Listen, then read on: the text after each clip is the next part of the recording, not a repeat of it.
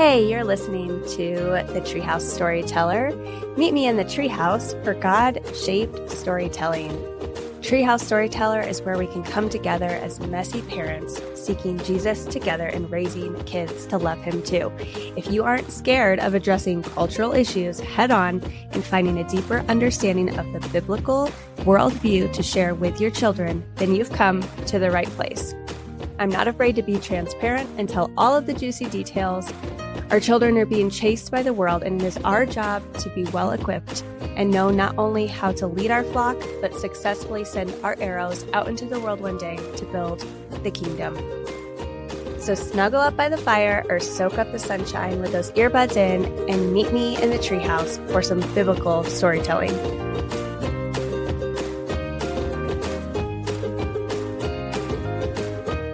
Hey guys, welcome back to the Treehouse. So much has happened since uploading my last podcast episode. We are already at episode 33. How in the world did we get to 33? Oh my word. Okay, so the other big thing that happened is this little thing called misunderstood. I just launched my second children's book. If you follow me on Instagram, you're probably getting blasted with posts and images of my new book. It is called Misunderstood, A Girl with a Promise the World Forgot. And I have been so excited to share this with all of you and to share it with the world.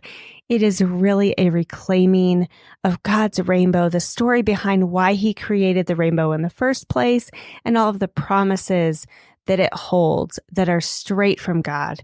It is definitely a book to have in your arsenal. It's endorsed by people like Heidi St. John, Lucas Miles, Walt Heyer, who we just had on the podcast. Heidi was, I don't have her episode in front of me, but back early episodes in season 2. So I am just thrilled. We also have an endorsement from Rebecca Berschwinger, dear friend of mine, and several others. So really cool to share that with you guys. And I am just excited that it is finally out there. Here's the thing. It is not on Amazon yet. It will be in the future, and I will give you a heads up when that actually happens. But right now, it is only found through me at thetreehousestoryteller.com. So be sure after you're done listening to this episode that you head over to the Treehouse, click the link below in the show notes if you don't know where that's at, and we will get you a copy. We have a hardback, a paperback. Guys, there's t-shirts, there's stickers, there's a whole line of misunderstood products that I'm so excited to share with you. And just enjoy that. Let me know what you think. I'd love to have a review and just hear your feedback and hear your stories. Since I have pushed out this book and kind of launched it, I have had the pleasure of hearing the most amazing stories of why this book is so necessary in today's culture, whether it's a family member struggling with gender identity or the pride community and the way that it's influenced maybe your children or a school or a classroom. And I've just heard, stories about people's neighbors and people's friends and just the need to bring them to Christ and the need to show them the true story of God's rainbow. And so if that is you today, pick up a copy. The paperbacks are $15.99. The hardbacks are $26.99, and we'll get that shipped to you right away. Grab a t-shirt, grab some stickers. So fun. So anyways, let's dive into today's episode. Our topic is about plants. Now, if you guys have been around for a while, you know that I'm kind of a sucker. No pun intended there, but I really am. I am a sucker for anything that is a garden analogy, a plant analogy. I talk about it way more than I actually can put to use, but you know the old saying, those who can do, those who can't teach. Yay! So I feel like I am a terrible gardener at times. I came from parents and grandparents that had beautiful gardens, wonderful, lush, beautiful flowers. My grandma had beautiful roses all along her back fence line. And then she also was incredible with tomatoes. She has transferred that down to my dad. I have taken on tomatoes. I feel like they're kind of easy in the climate that we live in, but I know they've got their problems in other areas with pests and the worms and all sorts of things that can attack tomato plants. But today we're not going to sit here and talk about my failures in the garden, but instead we are going to talk about what it looks like to be like a plant. So stay with me. It's going to get fun. All right. So what does it look like to be a healthy plant? So we're going to just kind of talk about the analogies.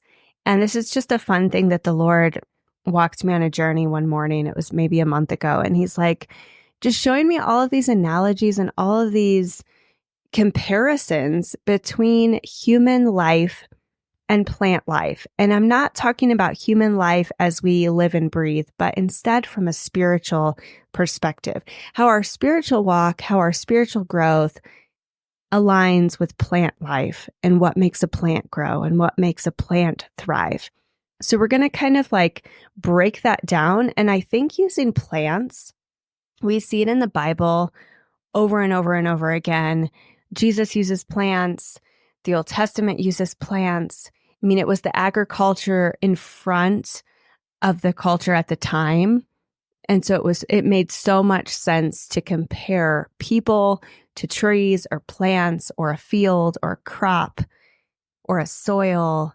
And the Bible is so rich with all of these comparisons and all of these analogies and parables and stories that we take from plants. And I think it also translates super well for us parents to be able to show children a plant and show them basic science or biology of a plant species or the way that it grows, and use that as a parable, use that as a story that's very simple and that's very easy to understand and to visualize. And I think God gave just such a simple, we are made from dirt. We are made from the dust. And so what better way to explain how we are, who we are to become, how we grow, than to use our very foundational level and starting from the dirt up. Okay, so when we look at what does it look like to persevere? Because I think plants are a true representation of perseverance. Plants either thrive or they fail. And so I was kind of thinking about the comparison of those two concepts. And so we're either going to just completely waste away, wilt and die, or be destroyed, or we're going to thrive and nourish and flourish and have fruit and abundance and all of the blessing of the growth, right? So Galatians 6:9 tells us, "And let us not grow weary of doing good, for in due season we will reap if we do not lose heart." Oh my word, that's so much plant language wrapped up into one little tiny verse. So let's break it down. So let us not grow weary. So that's acknowledging that this life is going to have times where we're tired. But God's instructing us, let's not grow weary of doing good. For in due season, so there will come a time, we will reap if we do not lose heart. Guys, I think in parenting, I think in mothering, I think just in this life in general, it's so easy, especially the season that we're in. We're in an election year. Everybody hold on. We will grow weary if we don't follow this. So let us not grow weary of doing good, for in due season, we will reap if we do not lose heart. Guys, let's not lose heart. Let's join this community together and wrap our arms around each other, either physically or just here, just representing this group, this body that we are listening. I mean, some of us are on the other side of the world. Let's not lose heart of the season of life we're in. So what does this look like? So let's look first at what it looks like to not grow weary as a believer. So if you're not going to grow weary, maybe you are pushing into obedience in pursuing Christ. I know that's something that I've really pushed into more. Maybe that is spending more time in the Word, or just spending time in the Word, period. Maybe you're in a season where you haven't been in the Word. Let's get in the Word so that we don't grow weary. I think that's like number one. Maybe we need to be praying without ceasing because we are called to always be praying without ceasing. Maybe we need to really take that to heart and take that serious. Let's let other people pray over us. Maybe that's me. Maybe that's a close friend. Let's let other people pray over you. Let's let other people speak life into you. But I say this one carefully because there are a lot of people with a lot of opinions that don't deserve that role in your life. And so be very choosy and very mindful and very prayerful of who you let speak life into. Make sure the life there, or what they're speaking into you, the words that they have over your life are God edifying, that are God glorifying, that align with Scripture. If they don't, then that's not the person you want speaking life into you. Let's be clear with that one. All right, here's our first comparison. So why do plants grow weary? Or maybe just say, why do plants stop growing? Well, let's think of it. So plants stop growing if they're not given appropriate light. Maybe they're not living in the light. Maybe they're shaded too much. Maybe there's a covering over them that's not allowing them to see the true light or to receive the light. Maybe they're dried up because they're not watered properly. Maybe they're in bad soil. Maybe they've experienced some harsh climates, or they've been damaged. Maybe they've been stepped on or trampled. Maybe they've been exposed to pests. Maybe pests have come in and started to eat on their leaves and caused destruction and damage and a disease to start. Maybe they've been flooded out. Maybe their soil isn't well drained enough and they've been just flooded and washed too heavily with the wrong amount of water. Maybe their roots have rotted. Maybe their root system has been eaten from the underneath and damaged or devoured by pests. So let's look at the flip side of this. Why do plants thrive? Let's look at what makes them thrive. So we've looked at all the ways that they, maybe are failing to thrive, but let's look at why they thrive. And the Bible tells us in Psalms 1, 2-3, but whose delight is in the law of the Lord, and who meditates on his law day and night.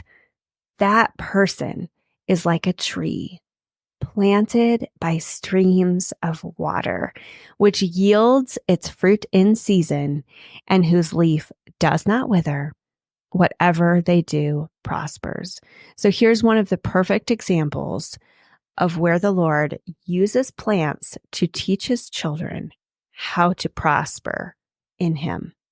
So picking this verse apart, we see that if we are in his law, if we are in his word, if we meditate on his word and his goodness and who he is day and night, we will be watered by his word, which therefore will create fruit because we've been watered properly, because we are day and night in his goodness, in his word. We are meditating on him.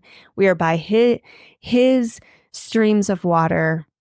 We are then, it's going to be an equation. We will then produce his fruit in season. Our leaves will not wither and we will prosper. I see this as a promise. I really do see this as a promise that God has made. If we do these things, and we can't earn this prosperity, but we can surrender ourselves to him in order to receive the prosperity that he promises. We will receive his fruit. This doesn't mean everything will turn out perfectly the way we want it. This does not promise perfection in our minds, but this promises his fruit, his prosperity. So let's clarify that. All right. So why do plants fully thrive? Let's expand on that. So they will thrive if they're watered properly. They will thrive if they're living in the right amount of light or the right form of light. They'll thrive if they're given soil with nutrients, the right kind of soil for their plant. They'll thrive if they are protected from harsh climates and from damaging, or if they've experienced healing from damage. This is where kind of the pruning process is necessary for certain types of plants and trees. They are thriving if they're being kept free of pests. They're thriving if their soil is draining properly and they're not being flooded or washed out or washed away. And plants thrive if they, so have you ever seen like a succulent that's put in kind of a shade area that really needs full sun all the time? What happens to it? Or maybe it's just a seedling that you planted. So there's this process where you'll see a seedling actually become what's referred to as leggy. And it basically means it is trying so hard to find the sun, but it's not getting it, that it just starts to grow upward instead of outward. And it grows super, super tall, super fast because it's really trying so hard to find the sun. So it's shooting up as using all of its energy to shoot upward. And it kind of reminds me of the Tower of Babel. Like we're trying so hard to, just reach the sun that we're going to just use all of our energy in this upward motion to get to heaven. Like, let's just all go this upward way and then we'll reach it. But really, that wasn't purposeful, was it? So being leggy means that you're probably weak on your root system, not your immune system. You're probably weak on that too. But so being leggy is you're weak on your root system often and just shooting straight up instead. And the plant doesn't thrive the way that it's intended to because it's using all of its focus and all of its energy on the wrong goal, where it really needs to thicken itself so it can withstand more watering and more wind and all of those things. So the leggy plants actually don't do as well.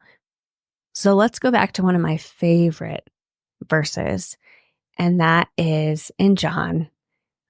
I am the vine, and my Father is the gardener. He cuts off every branch in me that bears no fruit, while every branch that does bear fruit, he prunes, so that it will be even more fruitful. You are already clean because of the word I've spoken to you. Remain in me as I also remain in you. No branch can bear fruit by itself. It must remain in the vine. Neither can you bear fruit unless you remain in me.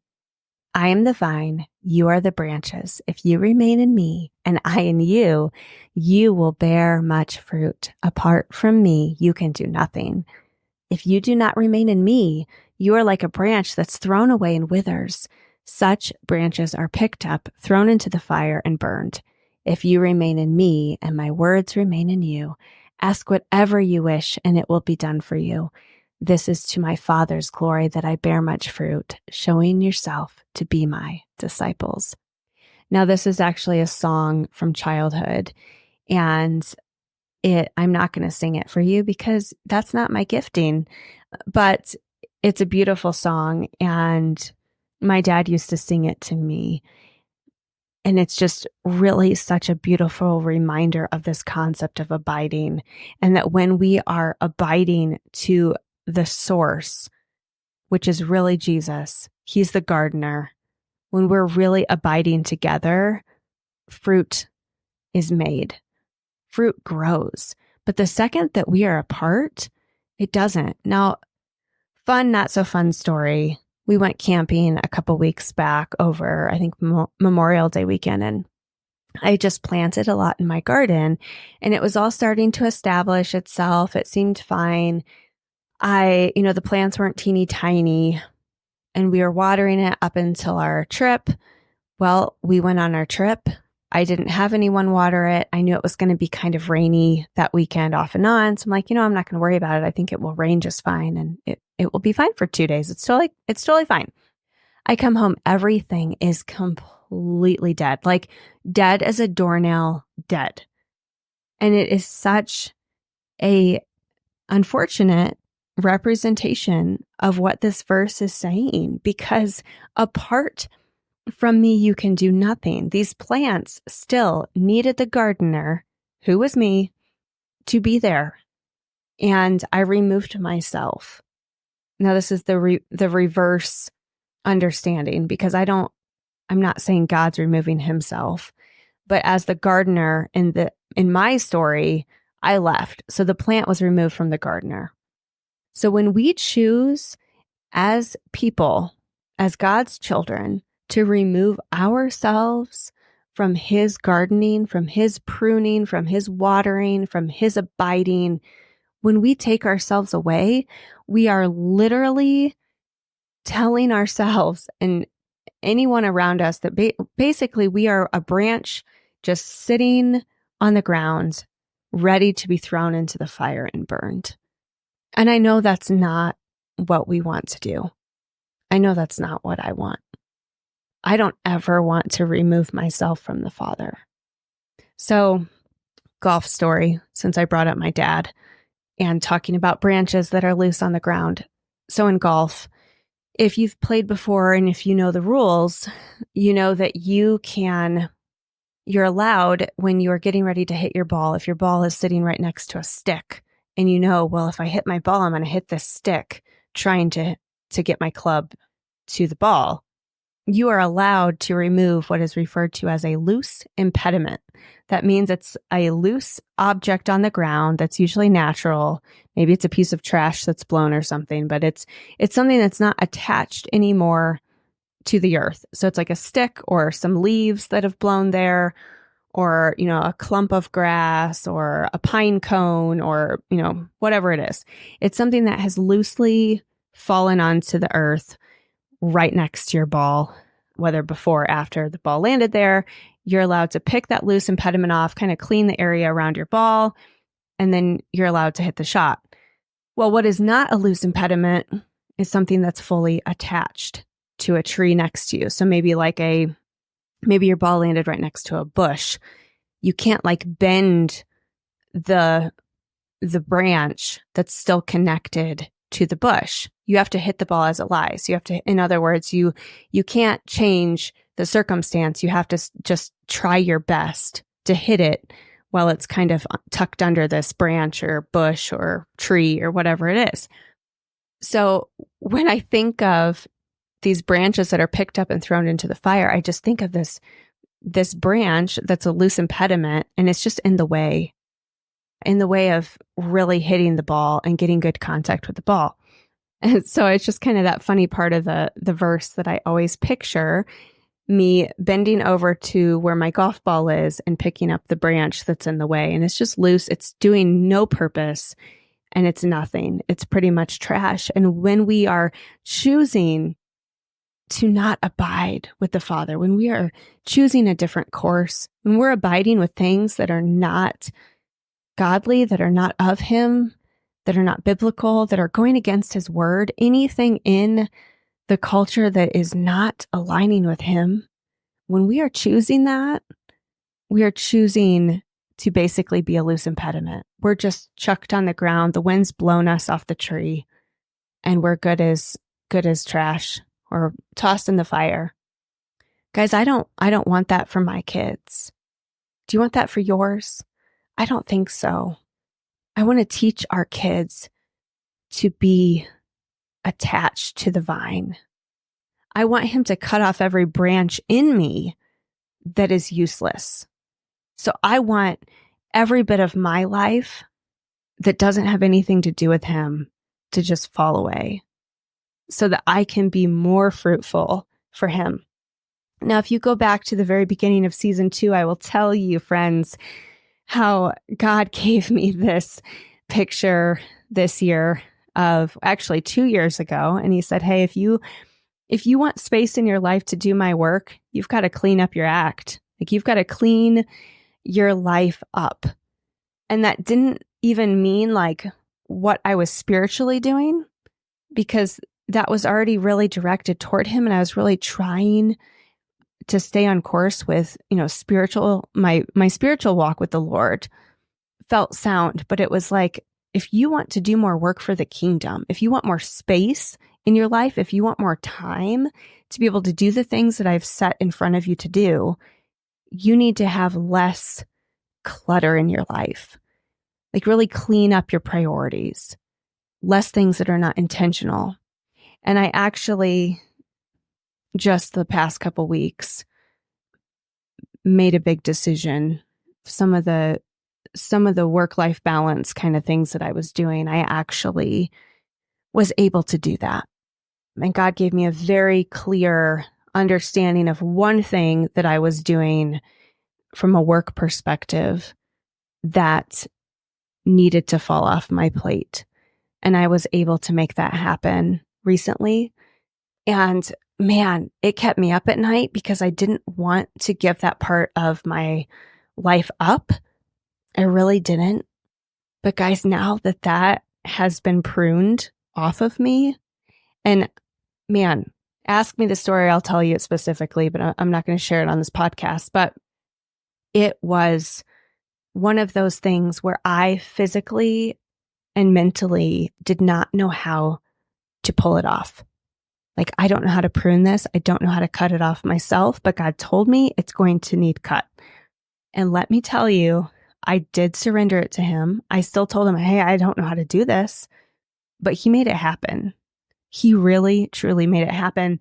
And there have been other significant times, other relationships I've had, other things in the past that I knew needed to go, and I didn't know how to prune them.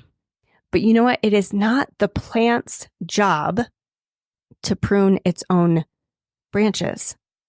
Think about it. Like, it's not the plant that prunes itself. There are certain trees that kind of like the bottom part, as it grows, the bottom part kind of like withers off or breaks off. So I guess you could argue that.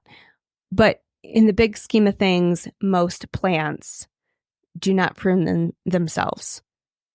Most of the time, it takes a gardener to do the pruning.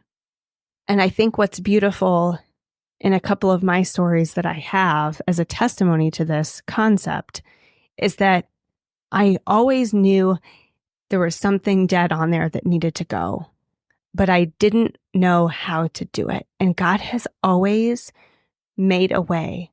I think he knows that I'm so strong-willed and that I'm a perfectionist, and I'm like, gosh, I just don't know the right way to do this. And what if I cut it off the wrong way? And what if that, the burning the bridge concept? And what if I hurt someone by doing that? God, I don't know how. And he has always met me there. And he's always been like, it's okay, hold still, let me get it for you. It's like a child and a splinter. Like, hold still, I'll pull it out. I'll pull out the splinter. I'll help you. It's okay. Let me get it. So he is the vine and we are the branches. If we remain in him and he remains in us, we will bear much fruit. And apart from him, we can do nothing. And whatever we ask or wish, it will be done for us. And here's the kicker. It's not because it's something that we want. Verse 8 says, this is to my Father's glory that you bear much fruit, showing yourselves to be my disciples. This is a very clear picture of how we give in and surrender to the Lord and let him disciple us. We have to let some of these things fall off. And so I don't know what's in your kids' lives, maybe what is in your life, but there's always something. I think if we are growing in an upward, outward progressive motion, if we are growing in a way that is full of growth and prosperity, if we are trying to bend toward the Father, there's going to be something in our life we can find that we can pray for him to help us prune. And we don't have to, I feel like in like the church language world, like the Sunday school world, I feel like this is always preached like it's this harsh thing, like, well, what do you need to give up? What do you kind of this like idea of Lent, or, you need to sacrifice this thing. And I think it can look like that, but we know we have no condemnation in Christ. And so I think oftentimes what this really looks like is handing those pruning shears over to the gardener and saying, God, take away what you need to take away. Like, prune what you need to prune, steer me in a different direction, guide my life by your word. And if we are truly seeking after him, I think that those things that need to fall or be pruned or cut off or removed from our life in order to thrive with him and seek that prosperity and that fruit that we need to grow, I think that will become a peaceful experience. I think it will become something that we just fall into place where we understand, like, okay, this is where God wanted me. And there's that peace that surpasses all understanding when we surrender that to him. And we hand that over to him, and we die to ourselves, and we say, God, like, draw me closer to you. Grow me like one of your plants. Prune me so that I can thrive. And you know exactly where to cut and when to cut and the right timing and how to water me again and how to keep me from being all stressed out. If you prune a tree when it's not a good time to prune it, let's say the tree is sick and you start just going on like a pruning spree. And you're like, we need to, trim back all these branches, and the tree's already maybe experiencing some sort of pest disease or, some sort of trauma. Then the tree might actually die because you're pruning it all at once, and all the stress, all the things are happening all at once. And so God knows the timing and the seasons that things need to happen. And so I think that's another piece of it, that we give it over to him because he's the master gardener, and he knows our life, and he knows our needs, and he knows timing of things. And then it's in his perfect timing that we can trust him to take care of us and to prepare for us the right nutrients and the right things that we need and the right watering of his word. So how do we grow then? Guys, how do we grow? We talked about this pruning topic, but how and why do we grow with the Lord? Let's compare it back to what we first talked about with plants. We grow when we are watered by the word. We grow closer to him when we are living in his light and being the light. His word calls us the light. And I think there's a lot of artificial light in the world we live in. There's a lot of shiny objects. It's easy to be attracted to light, but it's also easy to be attracted to the artificial light and not the true living light of Christ. We grow when we are planting ourselves in rich soil with life-giving elements and nutrients around us. We grow, friends, when we choose to guard our hearts and guard our minds. We grow when we receive healing from trauma and forgive, or maybe experience forgiveness. We grow when we remove harmful people and harmful things from our lives, or let God remove that from our lives for us. I think environment and the people we surround ourselves with is so important. He tells us over and over again to be yoked with him and not yoked with people that are not in line with how we believe. Now, can we be friends? Can we be neighbors? Can we love on people? Yes. Do we need to be yoked with them? No. We grow when we let false ideologies fall off and wash away to lower ground, we have no room for those in our root system. And sometimes we must fully change our environment in order to be closer proximity to the light. Friends, I think it's such a beautiful thing that God gave us so many clear comparisons between who we are in Christ and how we can grow and how we can prosper and how we can grow fruit and be a blessing and glorify Him in this world. And how much we can look at a simple plant, just a simple plant, how the basic science, I'm not even talking about like real science. I'm talking about basic science. Like here's your leaf and your stem and your roots and the soil you're in. Just really, you can start from the very simple understanding of a plant and how it's grown. But if you really dig into the inner depths of the science, the deeper level of understanding of why a plant thrives or doesn't thrive, and if you just meditate on that for just a period of time, like the Lord has brought in front of me for this today, it's just incredible.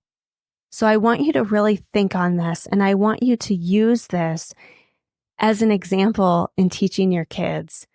It wouldn't take much, but going outside, looking at a handful of plants, whether you're in the city or in the countryside, grab a plant, look at it. Maybe it's a plant you have inside your home.